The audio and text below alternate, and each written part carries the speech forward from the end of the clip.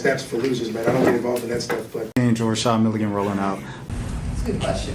Brandon, We can't ask Rashad questions. Hey, Now we Rashad. got some news. Several dozen Johns Hopkins students' visas were revoked. Shout out to Ellie Wolf for this story. This is from the Baltimore Banner. Shout out to my people at the Baltimore Banner. Y'all know who y'all are. Days earlier, that number was closer to 12. More visas have been revoked for international students studying at Johns Hopkins University, bringing the total to several dozen. The university's Office of International Services quietly shared the news on its website. As of April 10th, several dozen Johns Hopkins graduate students and recent graduates of the JHU graduate programs have had their student visas revoked, the website says. The news reflects a rising number of international students across the country who have suddenly lost their ability to legally stay in the U.S. A recent legal filing accuses the Trump administration of canceling visas for more than 500 non-citizens. Secretary of State Marco Rubio told reporters that some of the visas were revoked because of students' connections to pro-Palestinian activism. Wow. Can't even say free Gaza. We on a corner.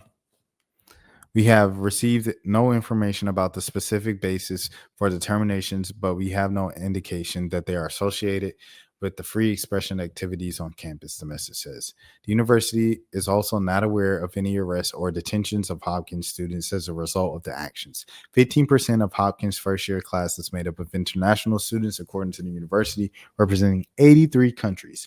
On Tuesday, Johns Hopkins had shared that approximately a dozen international students had their visas revoked. On the same day, the University of Maryland, Baltimore County shared that 4 of its international students had their visas revoked. The University of Maryland, College Park, also said international students had lost their visas, but did not share the number. 3 Maryland institutions signed an amicus brief on Thursday supporting a preliminary injunction to stop the Trump administration from revoking student visas without cause and arresting, detaining, and deporting non-citizen students and faculty. The University System of Maryland, which includes UMBC and UMD, was among those who signed. Johns Hopkins said not. Crazy work. I'm not going to lie to you. And it doesn't even stop there. This is all in one. Here we go. This is what, you know what I'm saying, what they say. It's what we voted for, as they say. It's what the people voted for. Hold on. Let me pull this one up. I will be there in a second. Give me a second, y'all. All right, we almost there. You're almost there. Is this it? Okay, yeah, I already had the tab pulled up. Anyways, Gannett will stop publishing diversity information, citing Trump's executive order. The company also removed mentions of diversity from its corporate site. So just a disclaimer before we start. Gannett is my former employer. That is the USA Today Network. Shout out to Gannett. I had a wonderful time at Gannett. The pay was a bit low for me back then, but I was much younger, with much less experience. Shout out to Gannett. When I was there from 2019, I want to say 2019 to 2021. And that was like the thick of like, I guess, woke, if you will. And so like after George Floyd, the company made this like company-wide email. It was like, we're going to capitalize the word black now when we're talking about black people. I'm like, how's that helping George Floyd? But anyways, they also made, Juneteenth a holiday and stuff like that and everything. Ooh, we had fun. But like we had sensitivity training that I remember of like how to deal with people from different backgrounds and how to work with them, things in the workplace. And even though it was like the questions seemed like a lot of common sense of just like general social cues, I thought they were effective and just like important for everybody to take as brief reminders of like, this is how you should act. Don't get too brand new around here, act too cute. No, this is how you need to act in a professional setting, like I'm about to say church, like work. And I don't know, man. Sometimes it did feel excessive of like, oh, another email of another diversity training or another diversity reminder.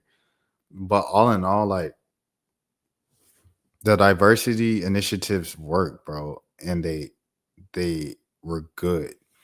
Here's I don't know how many people know this. Think about sports, right? Basketball and football in general. Yeah, in particular. How much of those sports are black athletes are represented by black people? It's like 70% in football, and then it's probably like 80-90% in basketball, right? So if black people are most of the people who represent the sports, and a lot of people on TV is mostly black, but they're all former players. Okay, the journalists go to traditional media, newspapers, and things of that sort.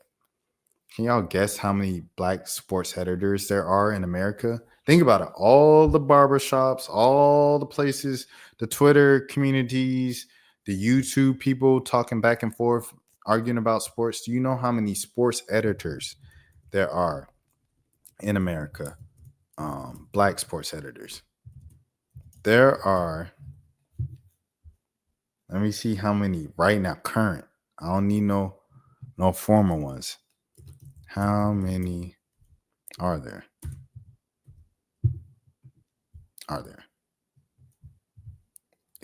There's not even an official announcement about it. I believe Detroit has a black sports editor. The AJC, they just hired a guy from Detroit to come down to the AJC. He's black. He's a black sports editor. Greg Lee used to be one, but he's a teacher now in New Orleans. It's kind of it. I used to be one.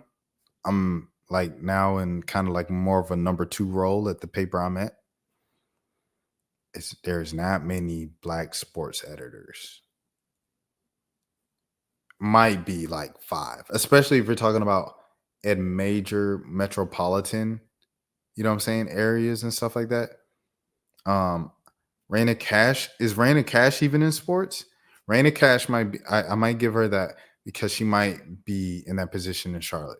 So Raina Cash, Lisa Wilson, and then the AJC guy and the Detroit guy. Like that might be it in terms of major metropolitan cities with a black sports editor. So yeah. So you can count it on one hand.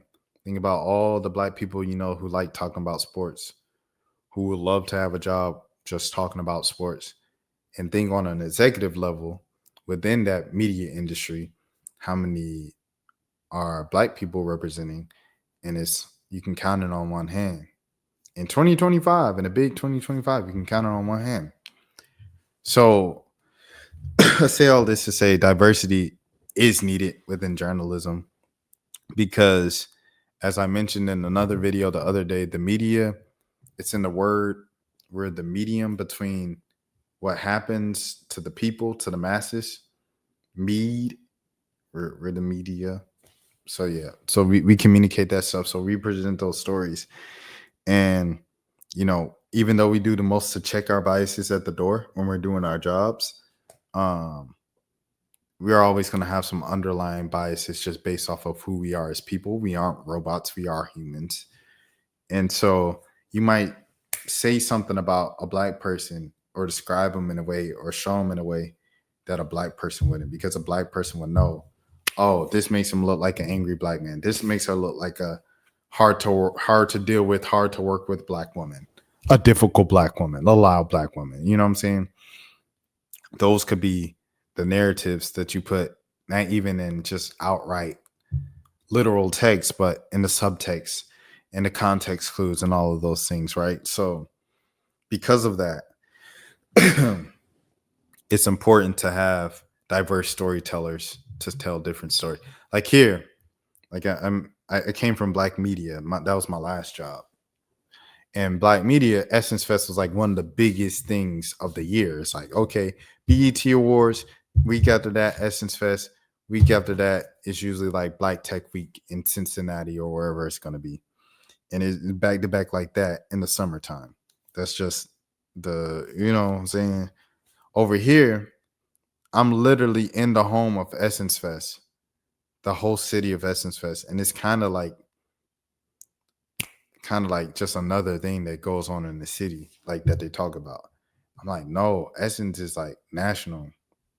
Like this is festival season right now down here. We got the French Quarter Fest going on right now, but French Quarter Fest is low key kind of like a New Orleans thing, like Mardi Gras. Even though people come from all around the world for Mardi Gras, it's still kind of like a specific New Orleans thing. Like it's New Orleans culture. Super Sunday, New Orleans culture. Market Sunday, Market under the bridge, everything like Second Line, all that is New Orleans, New Orleans, New Orleans culture. Essence Festival is like a taste of New Orleans, but really for Black Americans. Like that's what it is for real, for real. And so like the fact that it's such a big deal on kind of like a national scale to me in the Black community, and like over here it's just like, oh yeah, this fest, Essence Fest, and then we got no, we can't do that. It's a big deal, bro. It's a big deal. It's a big deal. So, but you need a Black American to tell you in a newsroom to tell you it's a big deal, so you know it's a big deal to a large demographic of your readership, your subscribers, everything like that. Everybody needs to be represented. Everybody's stories need to be told. And the best way to do that is to hire people of all different backgrounds, colors, creeds, and all these things.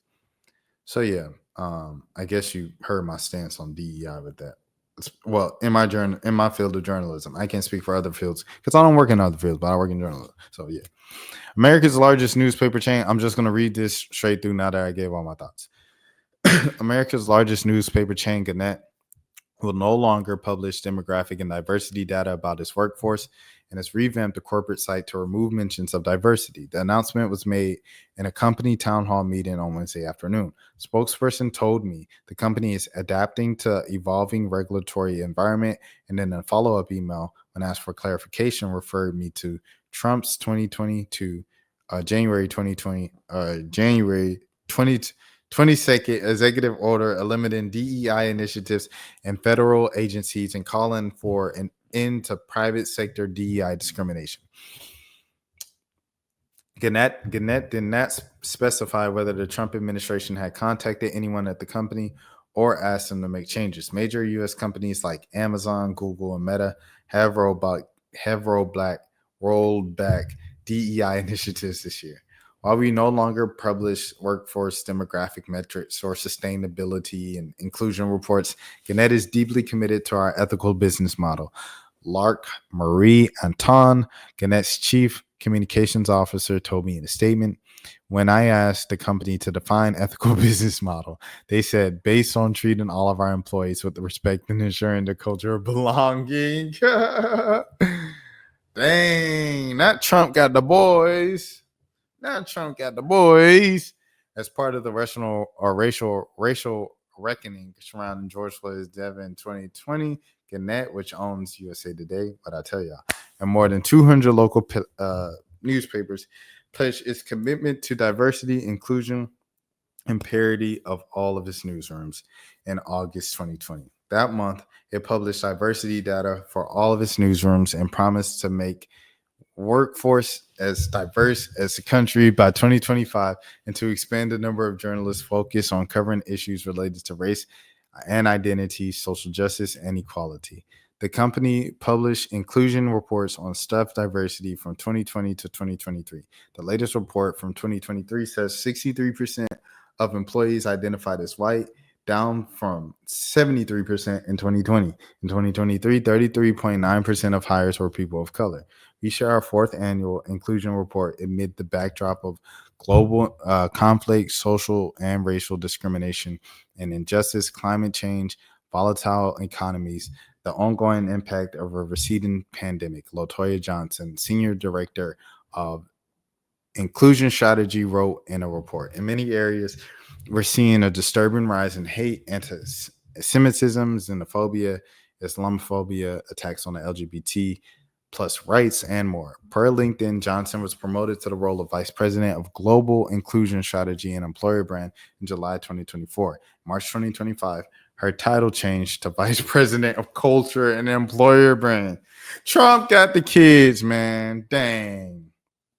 Until February, Gannett had an inclusion page on his website, which I accessed through the Internet Archive's Wayback Machine. There is now a culture page, and references to all diversity have been removed. Trump done got the boys. The inclusion page now redirects the inclusion reports. The old page, for instance, featured a quote from Gannett Chairman and CEO Mike Reed. If we don't have an inclusion and diverse culture, we'll fail at everything else, alongside a video. Oh, they done screenshotted it. On the new page, Reed's quote says, "We embrace a culture where each individual's unique perspective unlocks our collective potential, empowering an environment where everyone can thrive and make a difference." This video has been removed. Dang!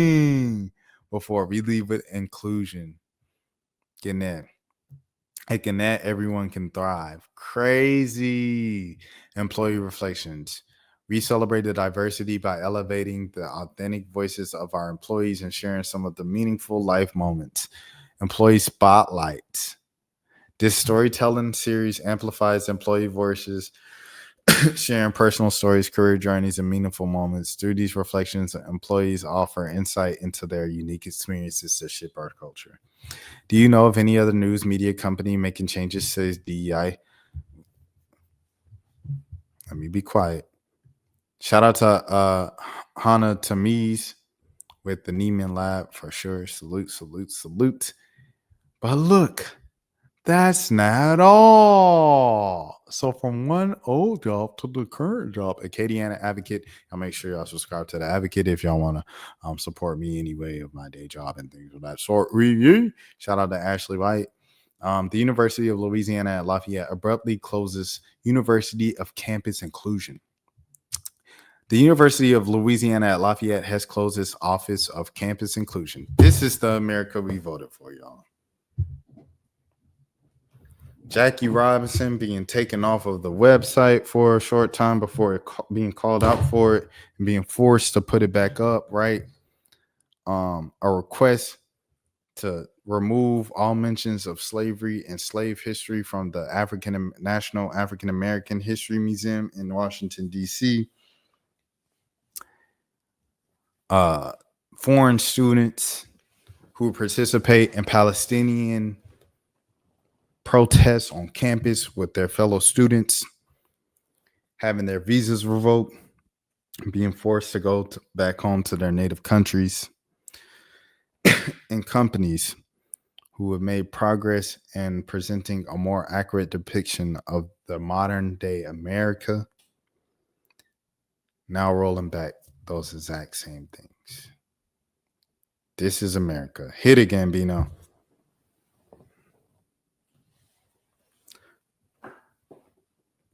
And y'all said that wasn't art. Like, y'all just be talking.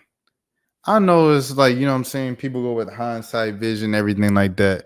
Oh, This Is America wasn't that good. Childish Gambino, what was he thinking? I like Childish Gambino, but that This Is America was trash. Whatever y'all want to say, bro. This Is America is still relevant today. Regardless of who the president is, if it's Biden, if it's Trump, people still going, this is America.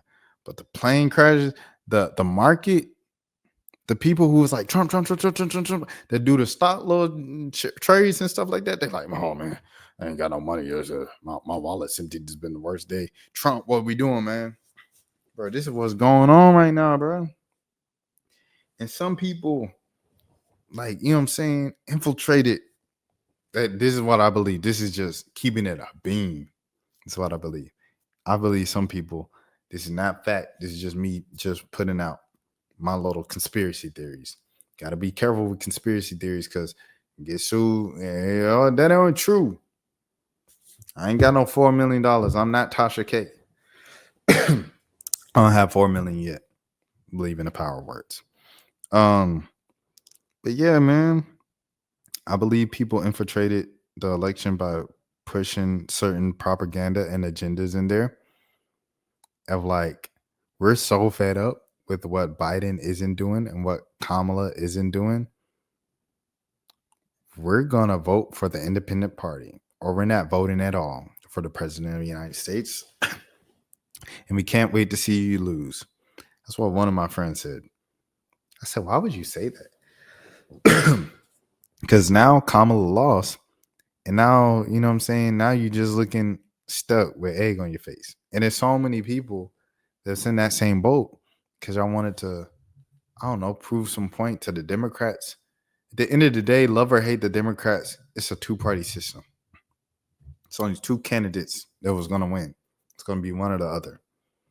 Voting for an independent doesn't make you a higher learning thinker, this or that. You know what I'm saying?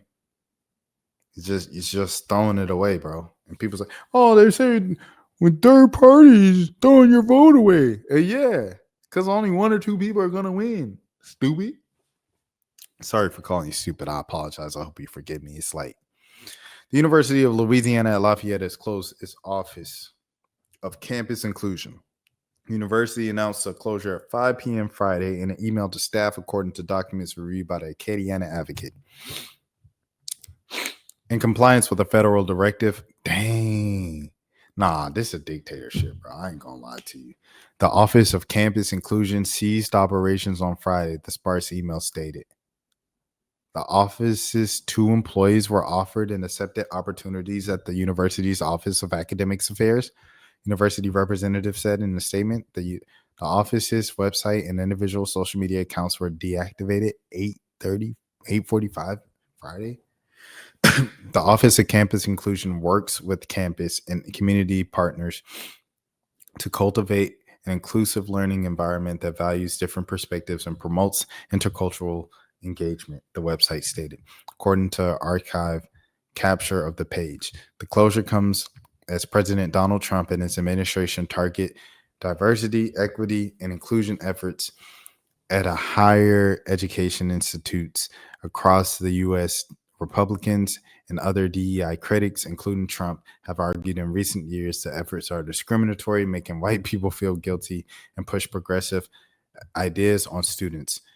In February, the U.S. Department of Education issued guidance to higher education institutes claiming that all race-conscious policies and programming violated the law. The American Civil Liberties and Union and National Education Association challenged a directive that told colleges to end all DEI programs. They reached an agreement earlier this week with the U.S. Department of Education that prevents the department from enforcing the directive until at least April 24th. This is a developing story. Shout out to Ashley White. This is America, man. This is America. That's it. That's all I got for today. W stream, man. Replays of each segment will be up by sometime during the day tomorrow, which will be Saturday at the time, or Saturday, April 12th. And thanks for tuning in, man. Y'all watch it back if y'all want to. In the meantime, peace. Y'all be easy. That's for losers, man. I don't get involved in that stuff, but Angel Rashad Milligan rolling out. Good question. We can't ask Rashad questions. Hey, Rashad.